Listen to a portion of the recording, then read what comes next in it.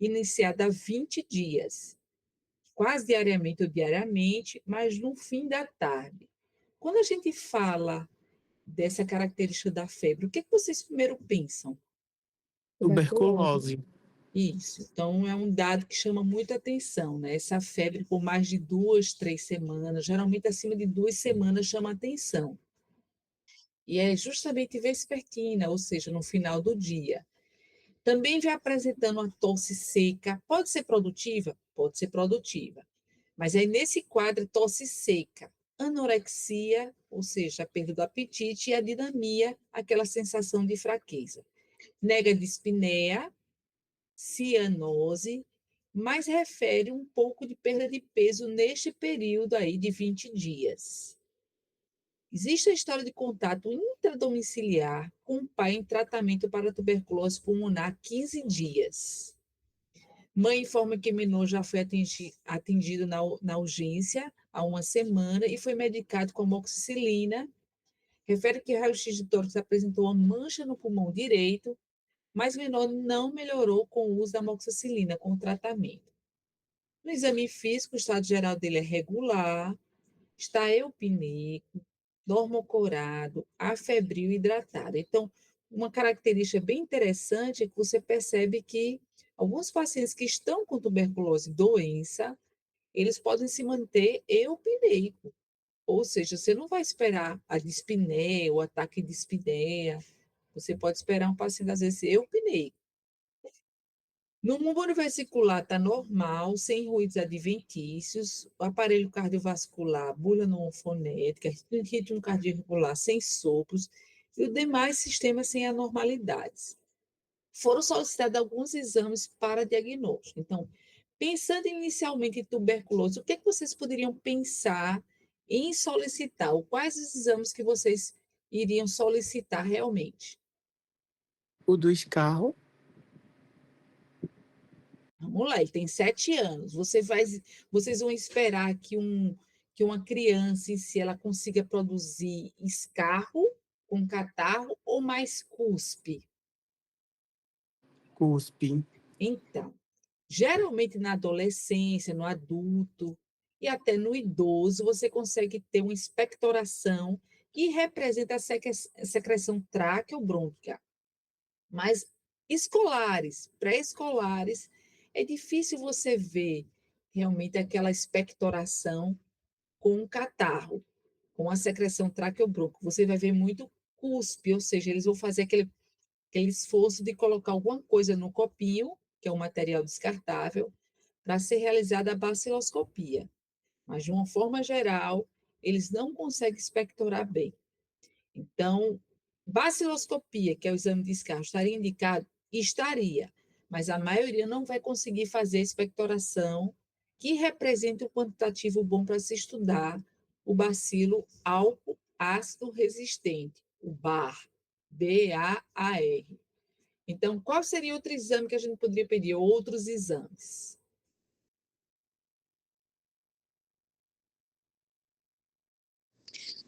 Raio-X, Raio-X professora. também. Um raio-x de tórax é mandatório, porque se ele tiver ali com aquela lesão pulmonar que não melhorou com o uso do antibiótico, que a gente viu que quando a gente trata uma pneumonia, o exame fica ali por, em média, 1 a 2 meses no máximo. Mas a tendência é não apresentar mais essa mancha, ou seja, a persistência de uma mancha no pulmão e o quadro clínico mostrando febre, perda de peso, anorexia, você vai encontrar um raio-x alterado, se espera encontrar alterado. Então, raio-x muito válido. Qual seria o outro exame? Ô, professora, em relação ao raio-X, a mancha seria a secreção no pulmão? A mancha seria o acometimento da infecção. Hum. Provavelmente, não é só uma secreção, provavelmente há ali uma alteração do micobactério tuberculose nos macrófagos e o interstício do pulmão, ou seja, alvéolos, brônquios terminais, e aquela região que fica entre os alvéolos interalveolar, vão estar danificados, né? Porque o micobactério tuberculose, sendo uma bactéria, vai ter efeito deletério ao pulmão, tecido pulmonar. Entendi o que Inclusive, você quer quando dizer. começa a aumentar a deterioração dessa lesão, você pode formar cavernas, ou seja, espaços ocos, onde o micobactério está ali se multiplicando, formando uma região de cásio, ou caseosa, ou seja, uma proteção para que eles fiquem se multiplicando e não sejam atingidos, né, por outras células de defesa do organismo. Daí ser necessário fazer o tratamento. Então, a caverna da tuberculose é justamente um espaço em que o testício do pulmão ele foi lesionado a ponto de se formar uma caverna, uma cratera ali no pulmão. E a relação ventilação-perfusão vai estar prejudicada. Esse paciente vai estar, muitas vezes, eliminando, né, maior quantidade de bacilos e vai estar tendo os escarros hemoptóicos, ou seja, sangue no escarro, quando formam essas cavernas da tuberculose. Mas não é Perfeito, esse muito o obrigada. quadro, porque esse quadro agora você vai ter uma mancha no pulmão, ou seja, aquela área onde está se multiplicando o micobactéria tuberculose no raio-x. Então, vai ter uma imagem de condensação persistente, como se fosse uma pneumonia, porque ainda é muito precoce, 20 dias, né? Então, raio-x. O escarro, talvez o paciente não conseguisse. E o que mais? A gente poderia pedir. Vocês estiveram na aula da professora Dijane Buriti. Como é que eu vou dar esse Professora, diagnóstico? aquele teste cutâneo é só quando é algo crônico, quando tem um acometimento da pele? Não, aquele teste cutâneo ele vai evidenciar que você teve contato com Mycobacterium tuberculose. Então, o teste cutâneo, como é que se chama aquele teste cutâneo? É de Montenegro, professora? Esse? Não, Eu tô minha gente, confundindo. vixe Maria, vocês estão, hein? A gente está no Olhe para estudar dermatológico, tudo. que hoje teve prática. Estudar de vocês, estudar para a prova, tudo numa hora, minha gente, é difícil. Vocês têm que ver o assunto, e estuda de noite. Como é o nome do teste que a gente faz para detectar o contato do micobactéria tuberculose no paciente? É a prova tuberculínica. E isso é o teste tuberculínico, ou também chamado de teste Mantoux, tá entendendo? Ou a reação do PPD, que é o derivado proteico purificado do micobactério. Então, esse teste é sempre solicitado e é feito nas unidades básicas de saúde, nas policlínicas, né? Vez por outro, o Brasil às vezes não compra, porque ele vem da fora, do Instituto Pasteur da França.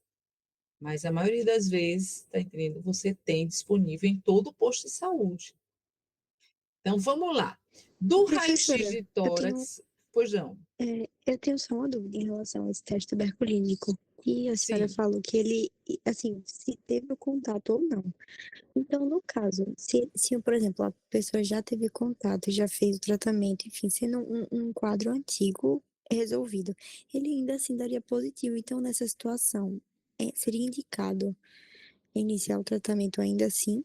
Não sei se fez sentido a minha pergunta também, Vamos lá, mas esse paciente é virgem de tratamento, né? Ele nunca começou o tratamento para tuberculose. Ele tem histórico do que teve contato com o pai. Então, se você passa mais que 100 horas em contato com uma pessoa bacilífera, quem são os bacilíferos? Adolescentes, adultos e idosos. Eles estão ali eliminando pelo ar. Você não pega pelo prato, você não pega pela colher, pelo garfo, pela faca, você pega pelo ar. E você conviver mais que 100 horas com um paciente que esteja transmitindo, ou seja bacilífero, a probabilidade de você pegar o micobactério de tuberculose e ter a doença torna-se grande, principalmente nos primeiros 2 anos de contato. Então, ele tem um contato com o pai. Ah, mas o pai fez tratamento, mas ele já tinha contato com o pai. E o pai convivia dentro de casa, ou seja, estava ali transmitindo o tempo todo. Ele nunca fez tratamento, esse paciente. É a primeira vez. Então, se ele tivesse já feito o tratamento anteriormente, o mantu dele ia ser positivo, provavelmente ia ser positivo, porque ele teve contato com micobactéria tuberculose. Então, o teste tuberculínico não seria o exame ideal para se estabelecer doença. Teriam que ter outros comemorativos, o raio-x do tórax, a gente poderia utilizar a mão no Gene Expert, que é outro exame mais específico, quando a gente vê pelo método PCR, pequenas partículas do Mycobacterium tuberculose circulante. Então, seria muito mais fácil identificar que o paciente está numa fase aguda, entendeu, da doença. Não é o caso. Seriam, nesse paciente, os exames iniciais. Então, exames iniciais é raio-x do tórax, teste do Mantoux, que é o teste tuberculínico, né? E a epidemiologia, ou seja, ter contato com algum membro da casa com tuberculose ou que já teve tuberculose. Lembrando, adolescentes, adultos e idosos transmitem. Criança praticamente não transmite, porque ela é paucibacilífera, ou seja, ela tem poucos bacilos para transmitir.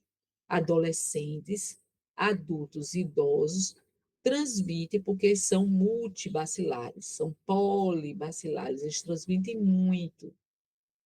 Muitas vezes você está com um mês de tratamento e às vezes está transmitindo também. Somente a partir do quarto mês a gente tem uma segurança, se vier negativo o teste do escarro, da baciloscopia, que o paciente não está transmitindo. Mas tem paciente que no primeiro mês, fazendo o tratamento certinho, ainda transmite. Segundo mês, transmite muito menos. O terceiro mês, quase não transmite mais. E o quarto mês, a gente não espera que transmita nada.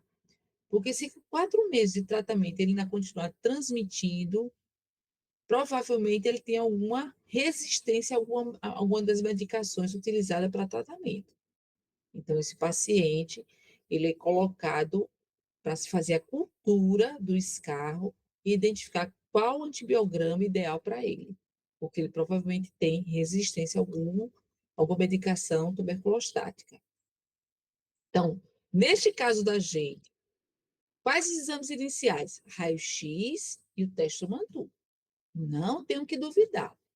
Esses são os exames iniciais, essenciais, e a epidemiologia, é claro que vai contar muito, porque ele está perdendo peso, ele está com febre há 20 dias, né? Ele tem um quadro que já está arrastado sem uso de antibiótico, né? Sem resolução com uso de antibiótico. Então, esse é um quadro bem típico da infância, que é um evento sentinela, ou seja, ele sinaliza que algo dentro de casa está errado, que tem algum transmissor dentro de casa da doença. É o chamado evento sentinela. Aí vamos lá. O que, é que vocês estão vendo aqui no raio-x do tórax?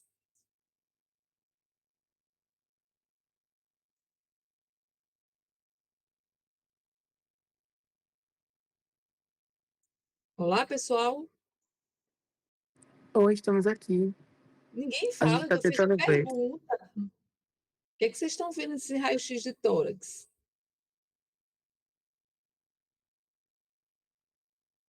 É uma área mais esbranquiçada do lado direito, na Isso. base pulmonar.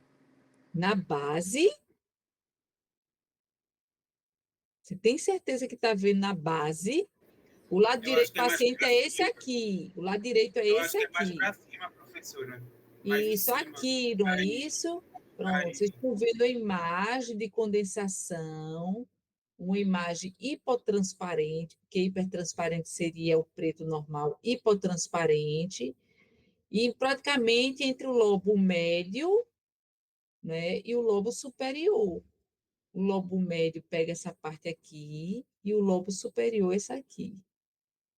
Então, entre o lobo médio e superior existe uma imagem de condensação ou hipotransparente, né, em pulmão do lado direito. E o teste do Mantoux? Quando é que a gente diz que um paciente está positivo ou negativo no teste do Mantoux? Quando dá acima de 5 milímetros. Isso. Então, 5 ou maior que 5 significa atualmente o teste Mantoux positivo, né? 4 abaixo de 4, negativo. Então, o dele deu 12 milímetros, ou seja, uma leitura que foi feita após 72 horas e mostrou aí, ó, 12 milímetros de reação ao derivado proteico purificado, que é o teste Mantoux aplicado nessa região volar do lado esquerdo do antebraço. E aí, como é que a gente estabeleceria? Esse paciente está doente ou esse paciente só teve contato e a gente só vai fazer profilaxia nele? E aí, o que é que Ele tá vocês do... acham? Eu acho que ele tá doente. Foi positivo o teste e tem o achado radiológico Só isso? e os sintomas associados. E isso é a clínica bem presente. Então, se a gente for para o score de pontuação, a gente vai lá, o quadro clínico radiológico, vamos lá. Febre ou sintomas como tosse, adinamia, expectoração, emagrecimento, sudorese por 2 semanas ou mais, pontuação 15. Se for assintomático com sintomas a menos de 2 semanas, pontuação 0. E se a infecção que melhorou com antibióticos normais, menos 10 de pontuação. Então, ele já tem 15 pontos. No aspecto radiológico, se a gente observa adenomegalia hilar ou padrão miliar e ou condensação ou infiltrado inalterado por 2 semanas ou mais e ou condensação infiltrado por 2 semanas ou mais evoluindo com piora, sem melhora com antibiótico para germes comuns, 15 pontos mais. Então, 15 mais 15 já vão 30 pontos. Mas vamos lá. Condensação infiltrada de qualquer tipo por menos de 2 semanas. Não é o caso dele. Já data mais de 2 semanas, já tem 20 dias de feito. E radiografia normal, menos 5 pontos. Então, vamos lá. 15 mais 15, 30 pontos. Contato de adulto com tuberculose. Se foi próximo nos últimos 2 anos, 10 pontos. Se foi ocasional, negativo, 0 pontos. Então, ele tem 30 mais 10, 40 pontos. Prova tuberculínica, menor que 9, 5 pontos. Maior ou igual que 10, 10 pontos. E menor que 5, 0 ponto. Então, ele tem mais 10 pontos. 30, 40, 50. E estado nutricional, a gente não tem o estado nutricional dele, mas seria mais 5 pontos ou 0 pontos. Então, a gente tem 15, 30, 40, 50. Ou seja, se a gente for utilizar a interpretação dessa pontuação, o que a gente estabelece? Diagnóstico muito provável de ser tuberculose. Porque a gente não pode afirmar 100%, porque seria se a gente tivesse a baciloscopia e lá a identificação do bacilo álcool ácido resistente, ou seja, o micobactério tuberculose tem essa característica de ser um bacilo álcool ácido resistente. A presença do micobactério tuberculose indicaria o diagnóstico definitivo. Como a gente não fez o exame de escarro nesse paciente, vai ser pelo algoritmo. Então, ele tem maior ou igual que 40 pontos, diagnóstico muito provável. Neste caso, inicia-se o tratamento para a tuberculose, né? Se fosse de 30 a 35 pontos, diagnóstico possível, não seria provável. Aí, indicativo de tuberculose, mesmo assim, iniciar o tratamento a critério médico. E se fosse abaixo de 25 pontos, prosseguir com a investigação da criança. Aí, nesses casos, poderia ser feita a baciloscopia, com aspiração do naso traqueal e cultura do escarro, ou um lavado gástrico do paciente internado com soro. A gente administra o soro e faz aspiração por sonda nasogástrica, e aí a gente poderia ter uma quantidade para fazer o estudo de cultura. Ou a broncoscopia, ou seja, o paciente sedado, a gente introduz um broncoscópio na boca, vai na região da traqueia, vai na região ali de brônquios, aspira e tem ali um resultado para a gente avaliar depois se tem ou não bicobactério tuberculose. Ou histopatológico por punção, que a gente poderia fazer, tá entendendo? Nessa região, punção transtraqueal. Então, qual é o mais indicado? Seria o escarro. Se o paciente não consegue escarrar, o lavado brônquico, né? Pela broncoscopia. Esse seria o ideal, porque lavado gástrico muitas vezes não dá positivo. Por que não dá positivo? Porque o paciente teria que estar tossindo e engolindo, e aí ter micobactéria tuberculose no lavado gástrico.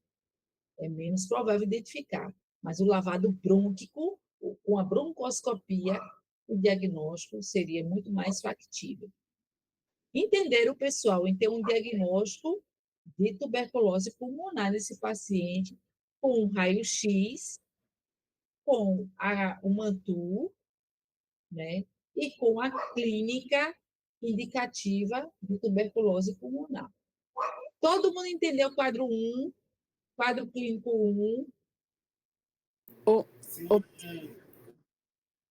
ô, professora, nessa Sim. parte do quadro, eu tinha ficado com a dúvida. Naquele caso de apresentar o raio-x com alguma alteração, é associado à duração também dos sintomas? Porque na minha cabeça seria de, 2 semanas, mas, 2 semanas do quê? De persistência do achado clínico já no primeiro raio-x, ou fiz, por exemplo, no caso dele, a gente fez o raio-x, que ele chegou com os sintomas há 2 semanas, e tem o achado. Aí eu já considero os 15 pontos? Isso, Ah, tá correto, bom. correto, exatamente. Porque ele já tem um histórico, né? Inclusive anterior, que tinha feito antibiótico não tinha resolvido. Tá bem, obrigado. De nada. Vamos para o segundo caso clínico. Então, todo mundo entendeu?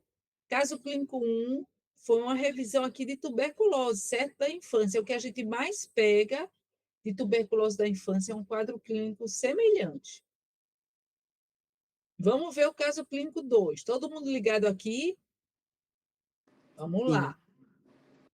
ACS, 7 anos, masculino, é levado à UPA por hiperemia e dor em punho direito, que durou 5 dias. Em seguida, apresentou dor em tornozelo esquerdo, com discreto edema e hiperemia 24 horas.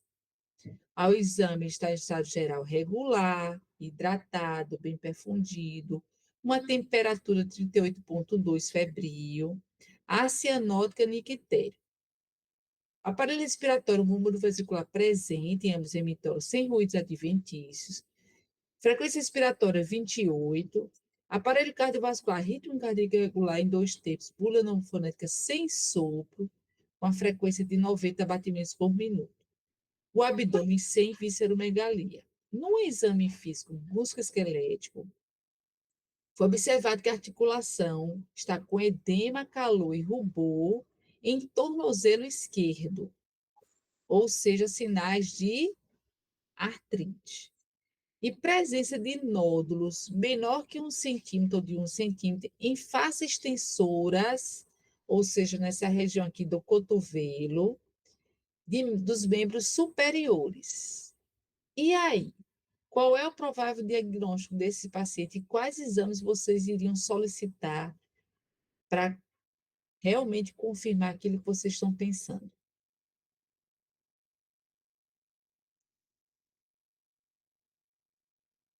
E aí, pessoal? Febre reumática. Febre reumática. Por que vocês pensariam em febre reumática? Quais são os dados da história que foram sugestivos de você pensar em febre reumática? Tem essa artrite e ela tem um caráter migratório, que é comum Sim, da febre reumática. Aí tem a febre. sim. Até então eu pensei nisso. Só isso? Que eu tô lembrando professora. Mas eu tenho certeza que tem mais coisa, mas... Quem porque pelo que mais? eu lembro da aula, professora, tinha uma relação com a infecção pré-existente, né? Para virar depois uma febre reumática. Mas aí Sei. eu não tô vendo nenhuma infecção pré-existente anterior. Não foi perguntado. Não foi Não foi dito na história perguntado. clínica, o que também não exclui. Sei Não lá. foi citado no caso Aí, clínico. Não é porque não foi citado que não tenha. Não foi colocado no caso clínico, mas provavelmente deve ter. E aí?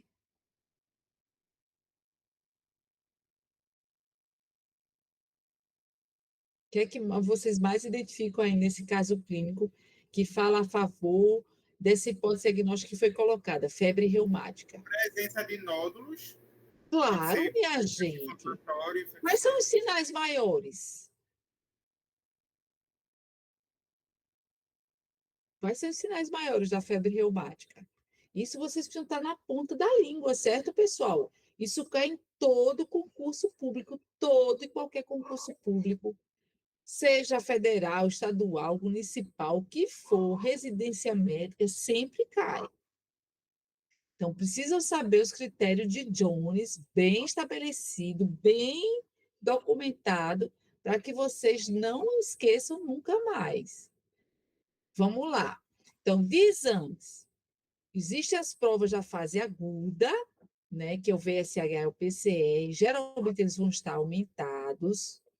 Pensando nessa artrite do tornozelo, que antes já teve uma artrite, tá entendendo? Nessa região do punho, ou seja, artrite migratória não aditiva. Migratória porque saiu do punho, durou 5 dias, e depois foi para o tornozelo do lado esquerdo. Ó, punho do lado direito, durou 5 dias, depois tornozelo do lado esquerdo. Então, ela é migratória e não aditiva. Então, o aslo seria para a gente evidenciar a infecção estreptocócica. Vocês não vão encontrar na história do paciente de vocês o paciente dizendo: Ó, doutora, eu tive dor de garganta há 3 semanas atrás, e aí depois eu fiquei com essa artrite no punho. Não, vocês não vão. Quem tem que ser o Sherlock Holmes da consulta são vocês. Então, só quando vocês perguntam: olha, teve alguma infecção na garganta algumas semanas antes, a maioria vai dizer que não se lembra, ou que acha que não teve. Por quê? Porque é tão acostumado a ficar resfriado, gripado, a ter uma dor de garganta pela gripe ou resfriado, que às vezes passa desapercebido, mesmo sabendo que o Streptococcus beta-hemolítico grupo A, aquele que forma faringite, amidalite com pus, esse seja o causador. Então, você pode solicitar anti-DNase B, anti-alorindase, anti-streptokinase, para confirmar a presença do Streptococcus beta-hemolítico grupo A. Você pode fazer uma cultura de orofaringe, que pode estar um percentual abaixo de 50% ainda positiva a cultura de orofaringe. Você solicita o ECG, claro, é cardiografia, um raio-x de tórax e o eco com Doppler colorido, pensando em quê? Em alterações que não foram identificadas, né, do coração. Por quê? Porque o acometimento cardíaco acontece muito frequentemente. Muito frequentemente. Então, provas da fase aguda, VSH e PCR, ASLO ou ASO, que indica infecção estreptocócica prévia, então 2 a 3 semanas, às vezes antes. Geralmente são infecções de orofaringe, né? Anti-DNase, anti-hialuronidase, anti-streptokinase, a cultura de orofaringe, o eletrocardiografia, o raio-x de tórax, o eco com Doppler, são exames que a gente tem que solicitar em todo paciente que tem suspeita de febre reumática. Anti-DNase B, anti-hialuronidase, anti-streptokinase, nem tanto, mas os demais a gente solicita sim, principalmente de avaliação cardiológica, principalmente. Por quê? Porque o tratamento vai depender ou não do envolvimento cardíaco. Então, vamos ver os critérios de Jones, que já foram revisados e são os atualizados desde 2015, se mantém assim. Então, vamos lá. Quais são os critérios maiores dos critérios de Jones? Os critérios maiores é cardite, ou seja, acometimento do coração, poliartrite migratória não aditiva, coreia de Sydenham, né, aquela coreia que está presente quando o paciente está acordado, Porque se você tiver coreia, mesmo dormindo, esse é o coreia de Huntington, não é a coreia de Sydenham da febre reumática. Nódulos subcutâneos e eritema marginato, que ele é fugaz, muitas vezes não identificado. Então, como é que a gente estabelece o diagnóstico de febre reumática? A presença de 2 critérios maiores ou um critério maior com 2 menores. O nosso paciente anterior tem critérios maiores? Tem, logo 2. Uma artrite migratória não aditiva e os nódulos subcutâneos, que são nódulos menores que 1 centímetro em faces extensoras dos membros superiores. Então, ele obedece 2 critérios maiores. É indicativo de febre reumática? É. Precisa estar evidenciado aí a participação da infecção estreptocócica. Então, o aslo, né, ou a cultura, ou anti-DNase B, anti-hyaluronidase ou anti-streptokinase positivas, para a gente estabelecer essa infecção estreptocócica no passado. Então, revisando, critérios maiores de Jones são os revisados. Então, cardite, poliartrite, coreia de Sydenham, nódulos subcutâneos e eritema marginado. Tem que gravar isso no juízo de vocês, certo? Critérios menores, que é que ele coloca, né? Um critério maior, 2 menores. Seria febre, que ele também tem. Artralgia, que não tem cidades flogístico na articulação, é só dor. Artralgia é só dor. Prova de atividade inflamatória, PCR e o VSH alterados. E o aumento do espaço PR no ECG, quer dizer, por isso que é importante fazer o eletrocardiograma nesses pacientes. Então, tendo 2 critérios maiores ou um critério maior e 2 menores, é o diagnóstico de febre reumática. Principalmente a solicitação do aslo ou outro anticorpo estreptocócico, que vai indicar uma infecção prévia por Streptococcus beta-hemolítico grupo A. É exclusivo do Streptococcus beta-hemolítico grupo A? Não é exclusivo, certo?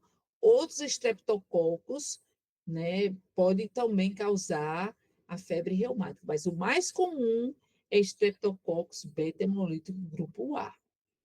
Certo, pessoal? Todo mundo entendeu isso? Todo mundo gravou no juízo os 5 critérios maiores e os 4 critérios menores?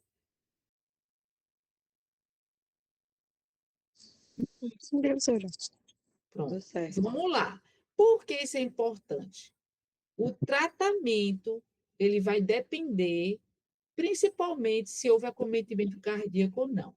Então, existe na febre reumática, primeiro, uma prevenção primária. O que seria isso? Se você tem uma faringite ou amidalite, em que fez o teste rápido e detectou Streptococcus pseudovirus grupo A, ou a cultura foi positiva, existe uma forma de você debelar essa bactéria para não desenvolver a doença. Essa é chamada prevenção primária, porque nós vamos ter também a prevenção secundária, certo? Então, a prevenção primária consiste em você debelar os efeitos imunológicos do Streptococcus beta-hemolítico do grupo A nos vários sistemas. Então, a penicilina benzatina ainda é a medicação de escolha para as faringites e amidalites por Streptococcus beta-hemolítico grupo A, que a gente faz o teste rápido, se esse vier negativo, cultura. Mas se o teste rápido vier positivo, já indica fazer bezetacil. Também pode ser feito por via oral? Pode, a penicilina V por via oral. E aí, de 8 em 8 horas, por 10 dias, né? Pode ser feito em crianças e adolescentes. Nos alérgicos à penicilina, ou benzatina, ou penicilina V oral, a gente pode fazer uso da eritromicina, que é um macrolídeo, azitromicina, que é outro macrolídeo, claritromicina, que é outro macrolídeo, e clindamicina, que não é um macrolídeo, mas ele age muito bem para debelar o Streptococcus beta-hemolídeo grupo A. Então, o que consiste prevenção primária, gente? Significa debelar o Streptococcus beta-hemolídeo grupo A para não desenvolver a febre reumática. Isso é chamado prevenção primária. Todo mundo ligado? Basta dizer um sim. Todo mundo Sim, ligado, professora. prevenção primária. Sim. Mas temos também a prevenção secundária. O que é isso? Bom, a prevenção secundária é o paciente que já tem a febre reumática, mas ele está usando a penicilina benzatina, está entendendo? Para quê? Para não desenvolver complicações cardíacas. Mesmo que já tenha envolvimento cardíaco, ele vai ter que utilizar para não ter um efeito mais deletério no coração. Porque as válvulas cardíacas são os alvos do Streptococcus beta-hemolídeo grupo A. Então, prevenção primária é para não desenvolver febre reumática e a prevenção secundária é para não ter o efeito deletério, principalmente cardíaco, de quem já está com febre reumática. Então, como é feita essa prevenção secundária? Então, se o paciente tem febre reumática e o eco com Doppler ou o ECG não mostrou nenhum acometimento cardíaco, né? Se foi até 21 anos de idade, né? Perdão, se foi numa fase mais tenra da vida, você vai fazer a penicilina benzatina até 21 anos de idade ou 5 anos após o último surto, o que durar mais. Vamos supor, você está com febre reumática, não teve acometimento cardiológico, já foi investigado com ECG, já foi investigado com eco com Doppler, o coração está todo poupado, todo direitinho, mas você tem o diagnóstico de febre reumática. O que você vai fazer? Profilaxia secundária, com penicilina benzatina. Como é que você vai fazer isso? Bom, se você está utilizando penicilina benzatina, vai ser até 21 anos de idade. Mas se você teve uma crise, uma poliartrite, uma crise, qualquer um que seja, e foi lá para os 18, 19 anos, você vai ter que utilizar a penicilina benzatina até completar 5 anos a mais. Ou seja, se foi com 18 anos, vai usar a penicilina benzatina até 23 anos, se foi com 19 anos, até 24 anos, ou seja, até 5 anos após o último surto, né, do quadro de febre reumática. Todo mundo entendeu aqui? Sim, tudo certinho. Sim.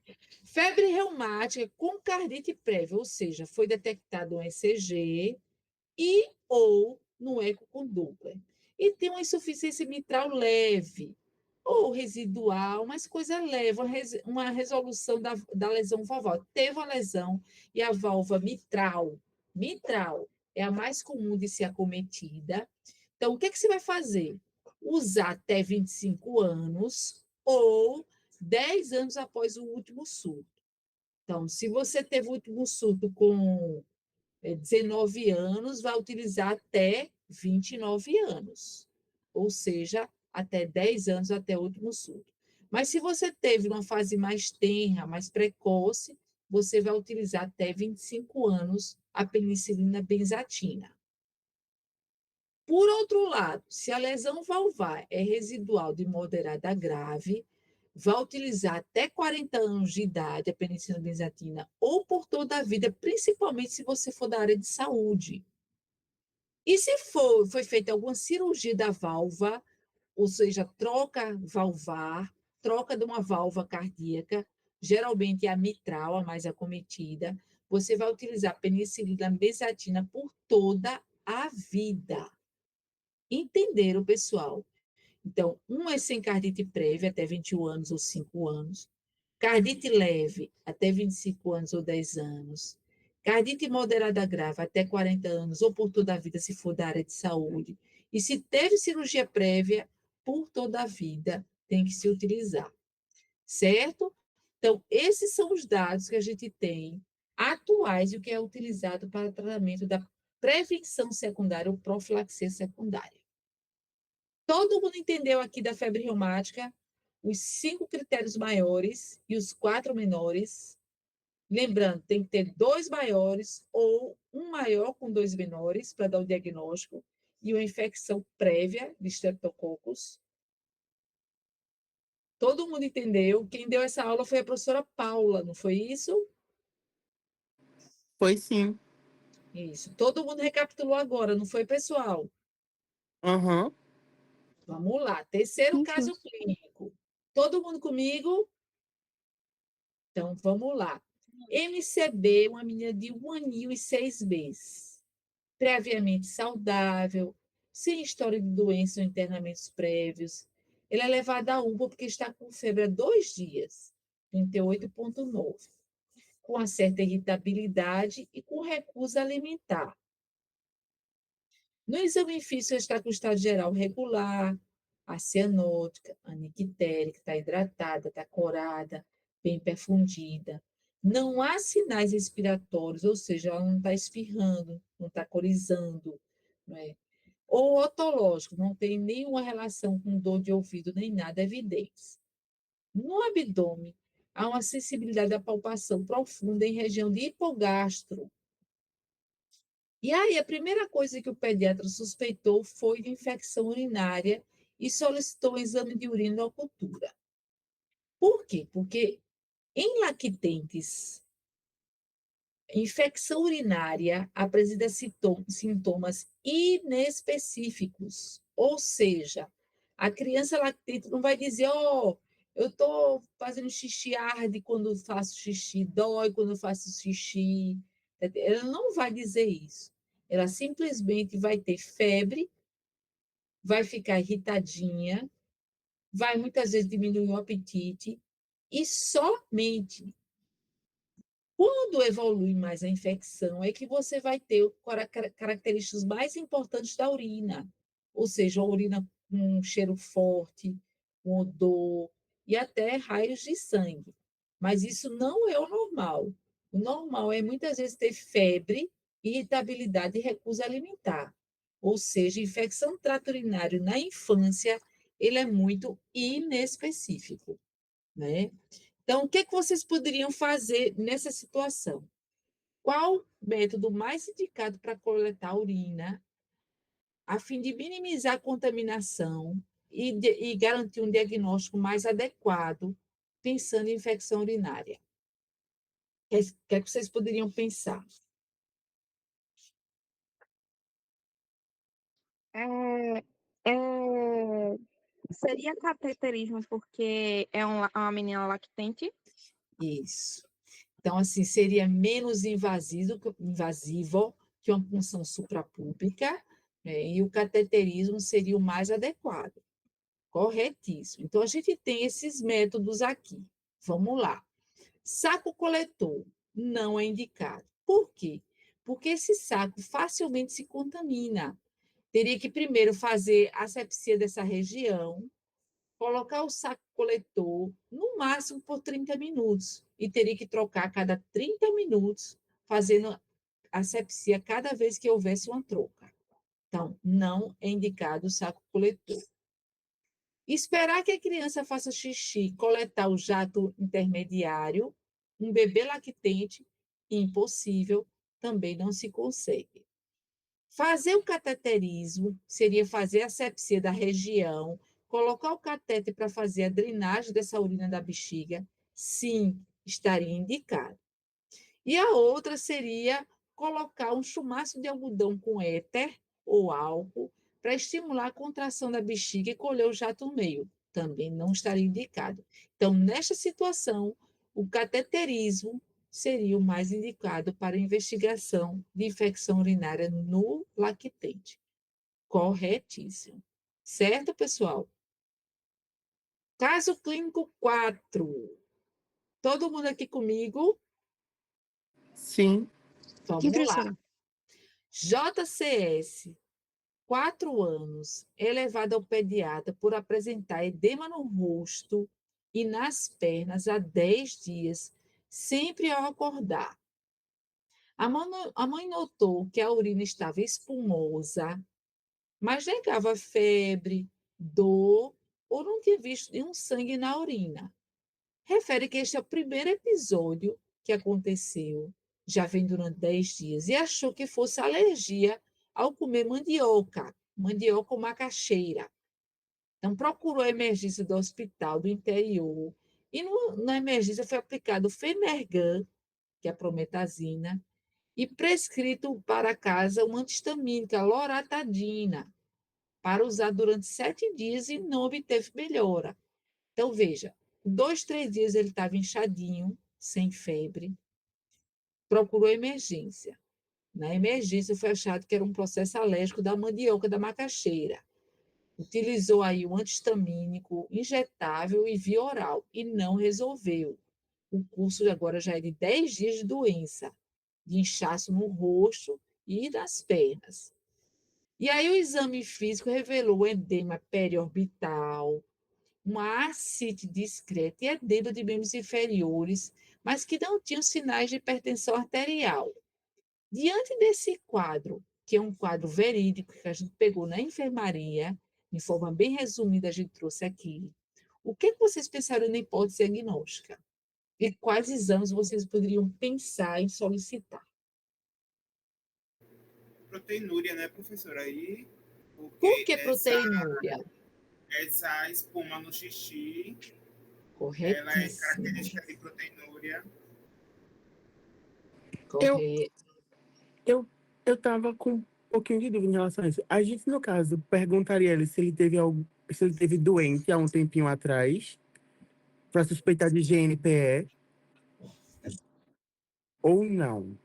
Por que você pensaria em GNPE?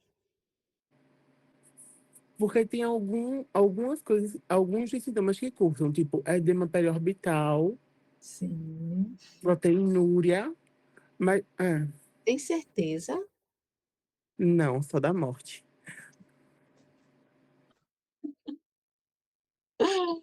Isso todo mundo tem. Eu quero saber, para esse caso clínico, você tem certeza do que você está falando? Não, não tenho, não.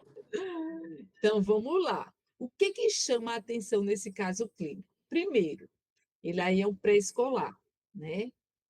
Então, as faixas etárias de doenças renais acontecem principalmente essa faixa etária aí. Segundo, ele está com a urina espumosa. Gente, não é aquela urina forte que a gente faz um jato forte que forma espuma e depois melhora, não. É espuma que fica, ou seja, aquela espuma, ela dura mesmo no vaso sanitário, certo? Terceiro, ela não tem hipertensão arterial, né? Foi visto sem sinais de hipertensão arterial, não tem aumento da E, pressão e, arterial. e E pressão está arterial é um sinal de inchada, GNPE, né? isso. Ah, E tá, está entendi. inchada. Uma criança que já amanhece com o rosto inchado. Como é o edema de quem tem problema de coração? Como é esse É no edema? final da tarde e membros inferiores. Isso, no final do dia, geralmente ascendente, né? De baixo para cima, pelo estado gravitacional. É o edema cardiogênico. O edema nefrogênico, ele é como? Ele é aquele paciente que Matutino já e periorbital. acorda, isso, já acorda com um quadro de edema. Então, esse quadro sugere que não seja alergia, que não seja causa cardíaca, que seja alguma causa renal. Dentre as causas renais que causa com a urina bem espumosa, que indica proteinúria, e que não há hipertensão arterial, o que vocês pensariam? Síndrome nefrótica. Síndrome nefrótica. Isso mesmo. Então, existem características que chamam a atenção, características clínicas que chamam a atenção da síndrome nefrótica. Quais são? Proteinúria. Ele tem? Tem. Urina está espumosa, né? Edema. Edema tem. Por que ele tem edema? Porque ele tem hipobulimia, ou seja, a albumina dele está sendo expoliada na urina, está sendo eliminada na urina, né? Ele tem edema? Tem, ele já acorda inchado os olhos, né? Edema periorbital, e que piora, né, com as pernas já inchadas. Então, essa tríade, proteinúria, hipobinúria, edema, É bem característico da síndrome nefrótica. Você pode ter outras coisas? Pode. Você pode ter hiperlipidemia, fenômenos tromboembólicos, você pode. Mas nesse quadro dele, a gente não tem nenhum exame, né? Chama a atenção que ele tem edema, tem proteinúria e provavelmente hipoaminemia por causa do edema que ele está apresentando. Então, quais exames que a gente poderia solicitar para esse paciente para pensar em síndrome nefrótica? O que é que vocês poderiam pensar inicialmente em qual exame?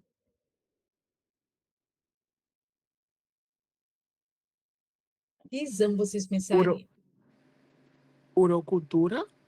Não, cultura da urina, a gente pediria para ver infecção urinária, germes da urina. Urocultura não daria nada. Tem a proteinúria de 24 horas.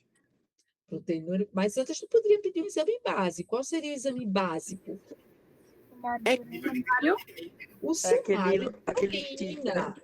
Ah, Por que o sumário de urina seria o exame inicial básico? Qualquer postinho poderia fazer, qualquer emergência de interior poderia fazer. O que você pode esperar no sumário de urina? Ele vai dizer ali o que albumina. Isso, você ia perceber que ali existe presença de cilindros, né, e alinos, e ia poder também perceber o quê? Albuminúria, ou seja, ele está eliminando a albumina, que é a proteína, pelo rim. Né? Então, a albuminúria seria o indicativo no sumário de urina, e cilindros hialinos, ou seja, o sumário de urina já é um exame que já pode sinalizar. Qual seria outro exame que alguém falou aqui?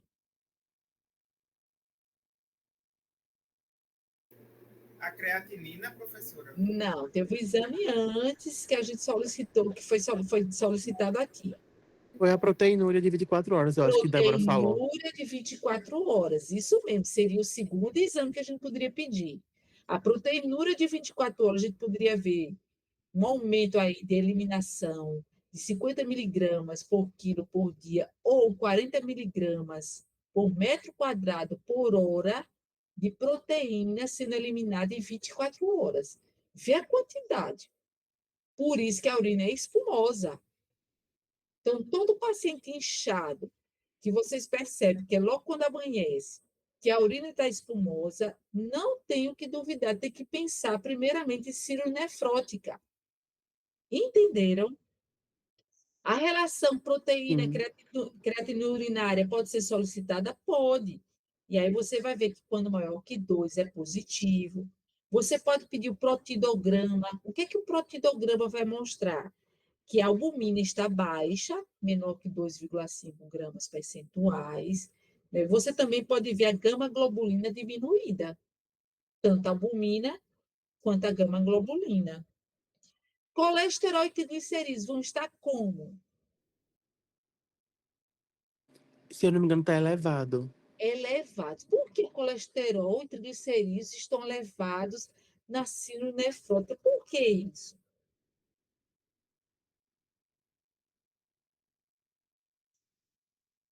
Alguém sabe? Qual foi a pergunta, professora?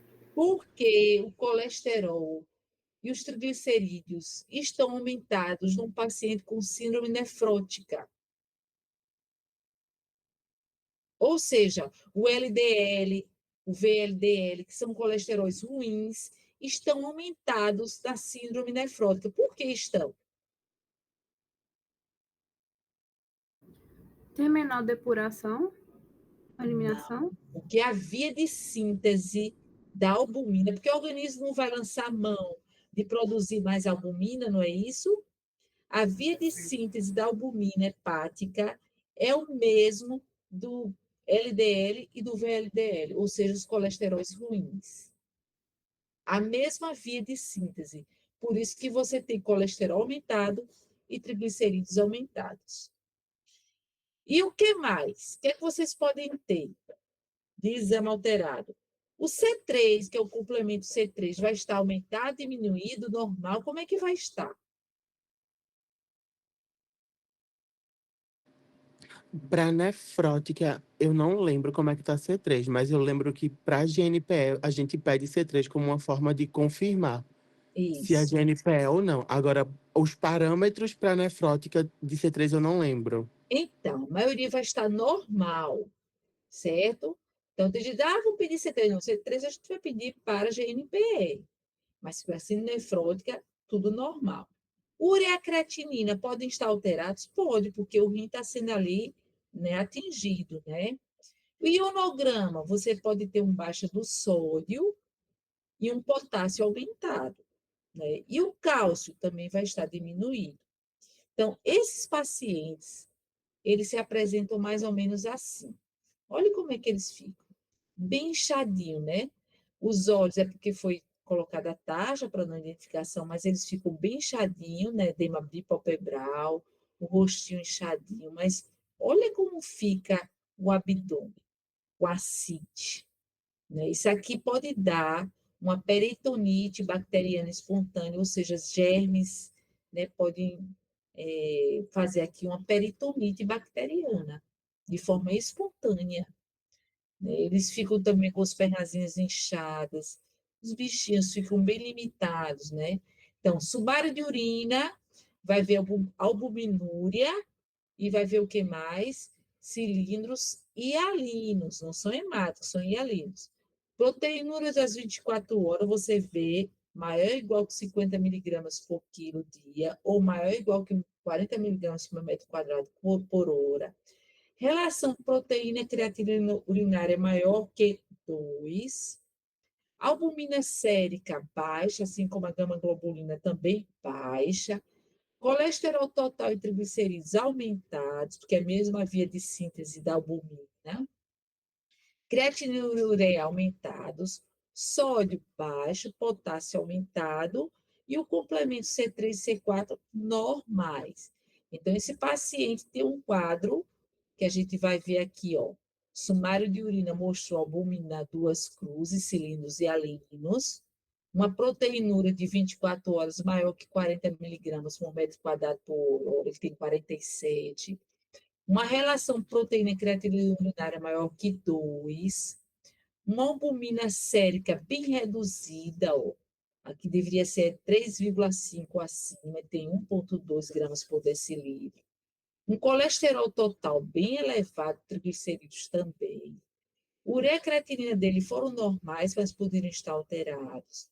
Sódio baixo, o potássio normal, mas pode estar aumentado, e o C3 e C4 normais, indicando realmente uma síndrome nefrótica, certo?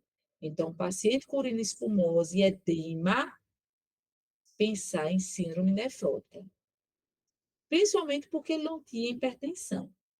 Todo mundo aqui comigo? Uhum. Sim. Aprenderam Sim, também? professora. Sim, sim. Vamos lá para o caso clínico 5. Vê que revisão massa, gente. Só coisas importantes, objetivas, que vocês precisam saber, tá entendendo? Isso é extremamente importante. Vamos lá para o caso 5. Menor de 7 meses, foi levado para a UPA da Caxangá por apresentar crise de choro intenso e repentino, sem razão aparente. Ele tinha 7 meses. A genitora percebeu abdômen aumentado e, quando tocava, percebia que o bebê chorava mais. O bebê chorava. No momento dos surtos que tinha cólica, a criança ficava pálida, contraía as perninhas, e nos intervalos da dor, a criança ficava quietinha, muitas vezes apática e sonolenta, como se já estivesse cansada de tanta dor. Então, era dor tipo cólica. Vinha forte, forte, forte, e parecia que dava uma calmia. Vinha forte, forte, forte, e parecia que ficava melhor. Havia relato de que o bebê teve um quadro gripal fazia umas 2 semanas atrás, com resolução espontânea, e a mãe negava internamentos anteriores, ou seja, com 7 meses era uma criança aparentemente rígida. Durante a espera para ser entendido, o bebê começou a apresentar vômito, buf, que com o passar do tempo se tornaram os verdes, biliosos, de tanto vomitar.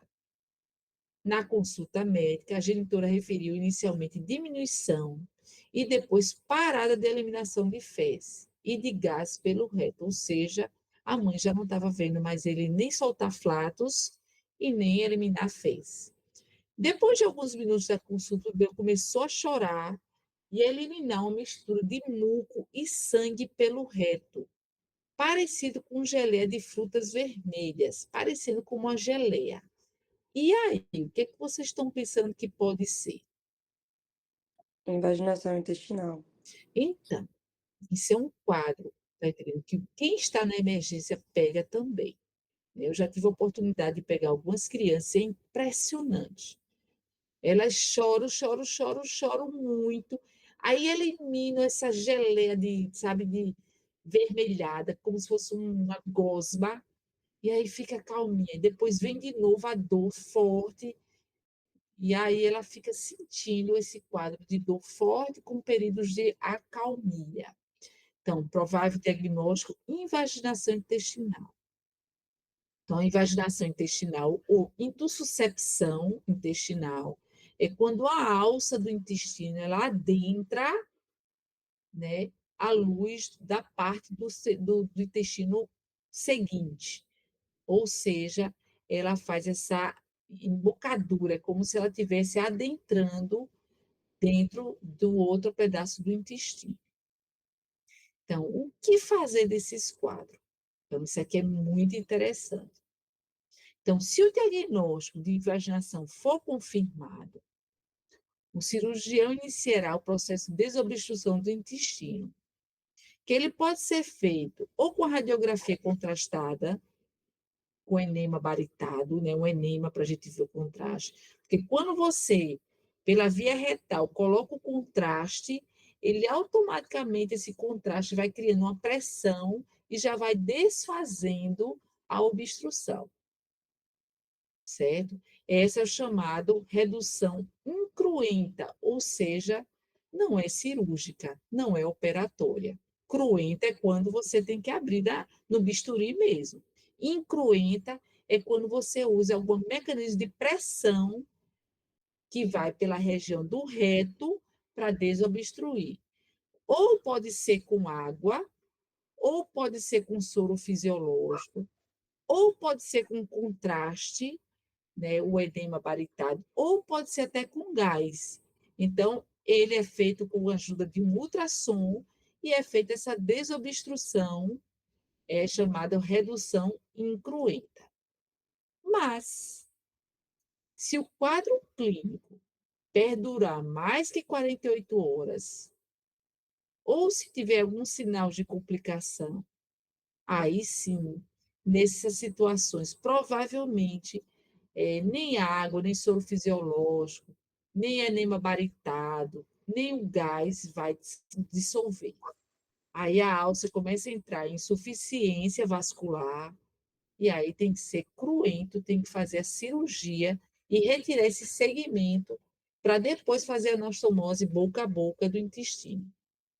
Então, o que é que a gente está dizendo? Até 48 horas pode ser feita redução incruenta, com gás, com soro fisiológico, enema baritado. Após 48 horas, só cirúrgico mesmo. Todo mundo entendeu? Aham. Então, isso é Sim, muito professora. importante nas condutas de emergência, certo, pessoal? Porque isso leva à necrose do intestino, eliminação de fezes da cavidade abdominal, sepse, e para tirar essa sepse é muito difícil. Às vezes o paciente vai a óbito mesmo. Se o intestino necrosar, vai eliminar fezes da cavidade abdominal e o paciente pode ter sepse e morte, certo? Por isso que a redução aí incruenta após 48 horas não é mais feita, é só cirúrgico. Ô, professora, Sim. os critérios para diagnóstico só são clínicos ou tem critério radiológico que entra na conta também? Ultrassom, né? O critério diagnóstico definitivo é sempre ultrassom, Certo. sempre ultrassom. O clínico, ele é sugestivo, Mas para você ver a alça adentrada noutra, somente com ultrassom. Durante o procedimento de ultrassom, você já faz a redução, ou com soro fisiológico, ou com enema baritado, ou com gás. Certo? Mas o ultrassom é o exame indicado.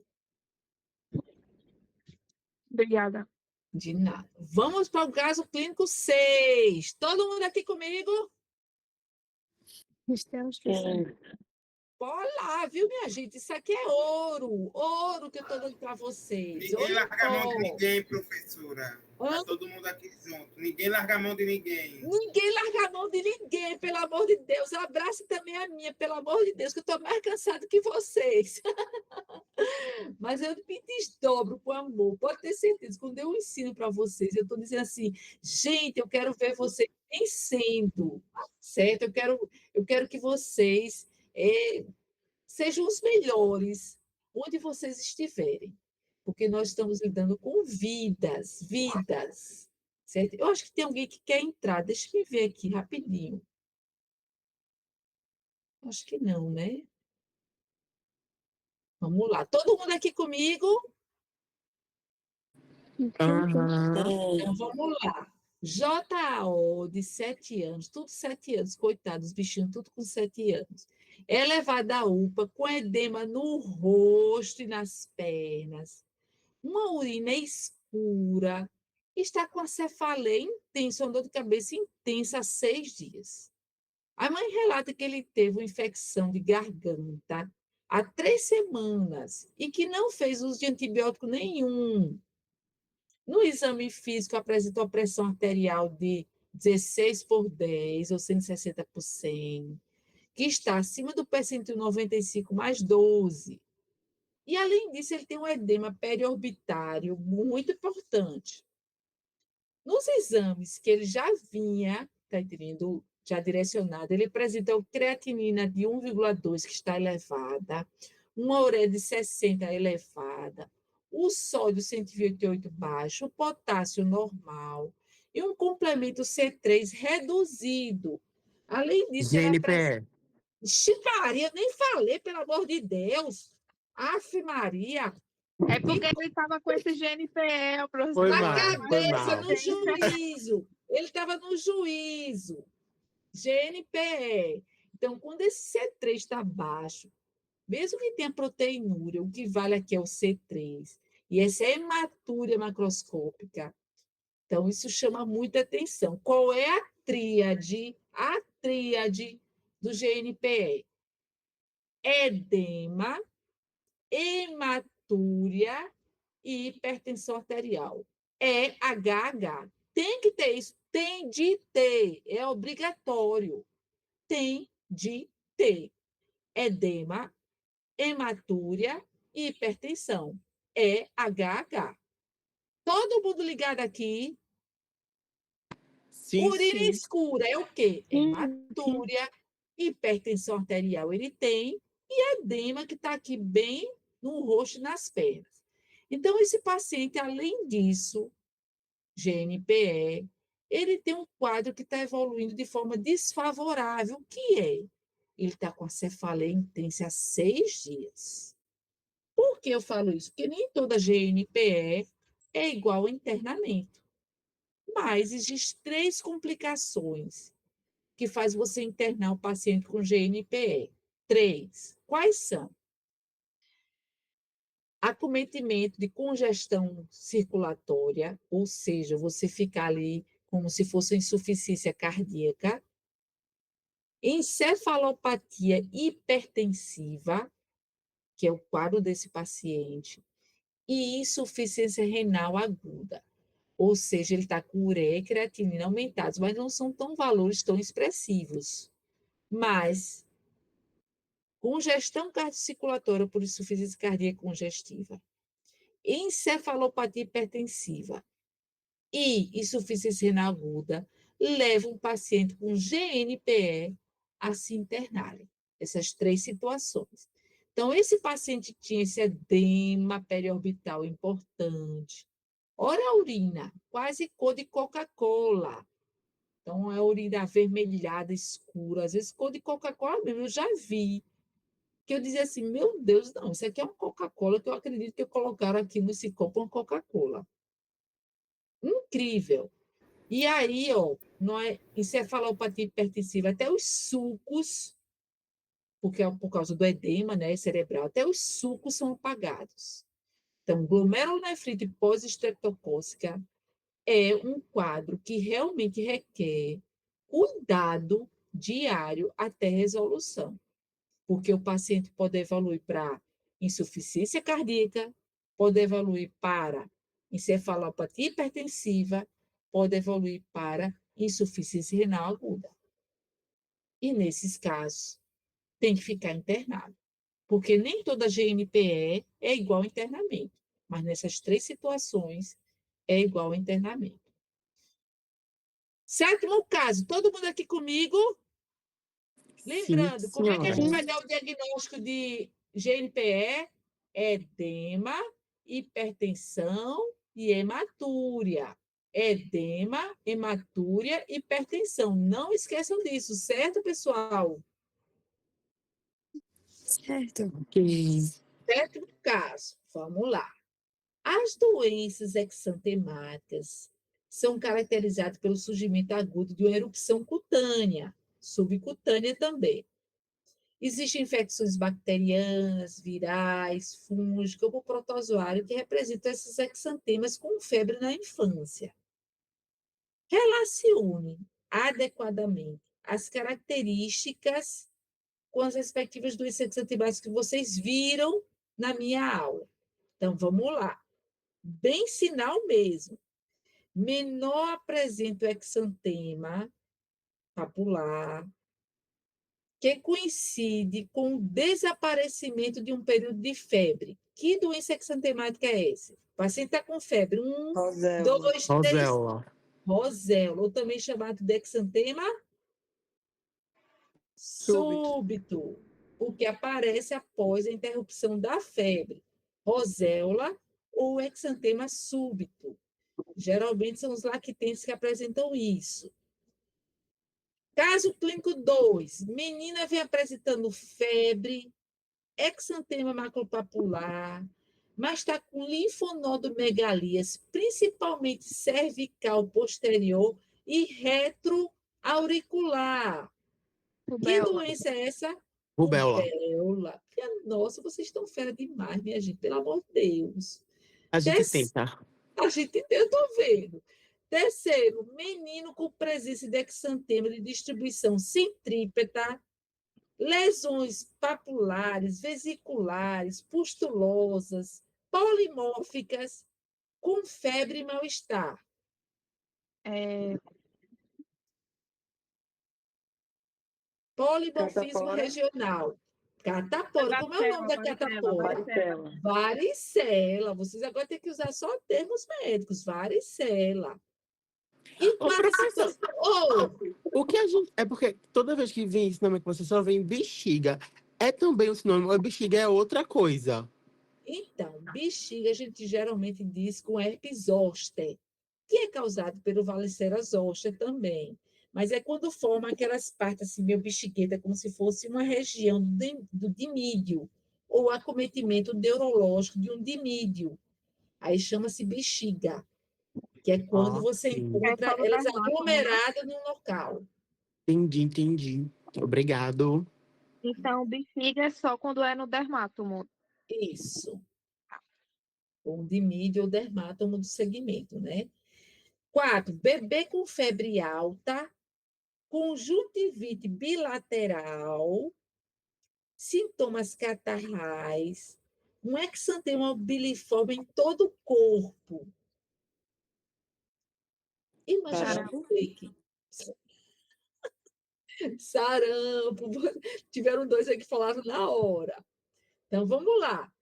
Menor apresenta exantema, que coincide com o desaparecimento de uma febre. Então, estava com febre, melhorou da febre, não teve mais febre, manchou o corpinho, exantema súbito, roséola. Todo mundo aqui vendo? Sim. Sim. Sim. Sim, 2, professora. menino vem apresentando febre, um exantema, e linfonodos megalias, principalmente retroauricular, rubéola.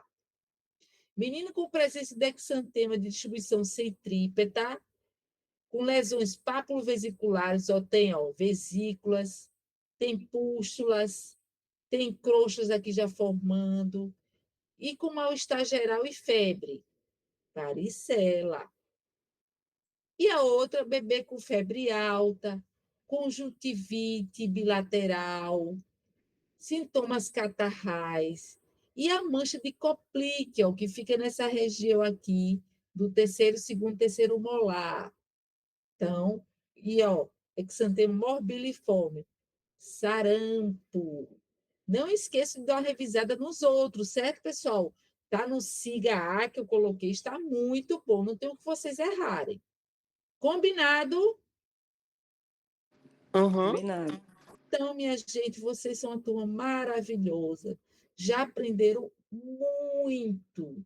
O que vocês vão sair desse quinto período vai ser muito diferente de como vocês entraram. Vocês não têm noção. Eu espero que vocês façam boa prova.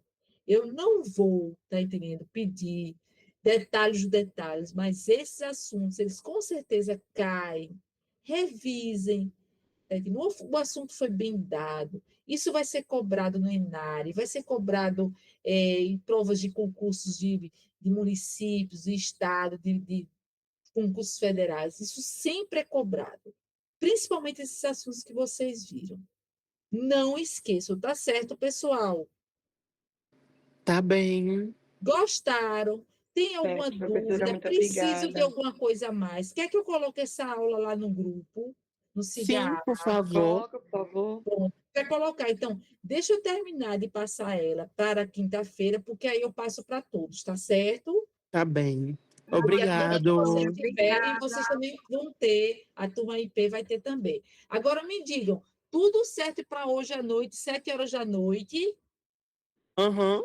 todo mundo Tudo, presente para professora. ver Tudo meningoencefalites. certo, professora. O caso clínico de E sim. meningoencefalites vai ser dado na aula, tá certo? Ok. Vai ser muito didático, Certo, muito bom. professora. Então, lá para as 7 horas, 6h30, mais ou menos, 6 horas, 6h30, eu envio o link para vocês e 7 horas a gente começa. Abração, pessoal, um beijo para todos. Beijo, Tchau, professora. tchau. Obrigada. Tchau. Obrigada, Professora, professora. obrigado. Boa tarde. Alguma dúvida? Não, Tudo certinho, professora. professora. Tchau. Tchau, tchau. Um beijo, pessoal. Um beijo. Obrigada.